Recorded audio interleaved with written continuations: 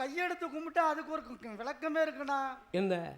எவ்வளவு பெரிய ஆளாக இருந்தாலும் ஒரு சிறு பையன் வந்து ஐயா வணக்கன்னு இரு கரத்தை எடுத்து உங்களை கும்பிட்டாமனா அந்த சிறு பையன் என்று எண்ணக்கூடாது.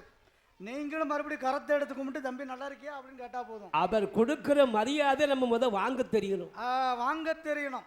அப்படி கும்பிடலன்னு நினைச்சுக்காங்களேன், சின்னவரோ பெரியவரோ, நான் கொடுக்கும் மரியாதைக்கு நீ தகுதி இல்லாதவனா போய்விடுவா என்று அர்த்தம். அப்படின்னு அர்த்தம் அல்லவா? ஆமா.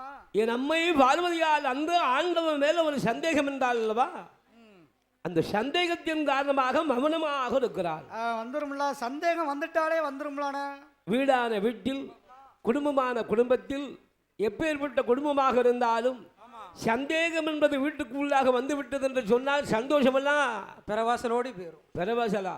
ஆமா. அது எங்கேயோ போய் நிற்கும். ஆமா, ஓடிரும். ஆனா என்ன ஆகும்? வீட்டில் நிம்மதி போயிடும். அதுதான் சொல்வார்கள், இந்த தேகத்தில் எந்த நோயினாலும் வரலாம். அன்பு போயிடும், பாசம் போயிடும். பிள்ளை மகா மருமகா பேரம் பேத்தி என்னன்னு பார்க்க மாட்டாங்க. அதான் சஞ்சலமாகிவிடும். என் அம்மையால் நிம்மதி அழகாக ஆண்டவன் சிவபெருமான் வழியிழந்து வருகின்ற போது அதுக்குத்தான் சொல்வார்கள், மனதை பதற விடாத. மனம் பதறிட்டினால் செய்யும் காரியம் சிதறி போகும்.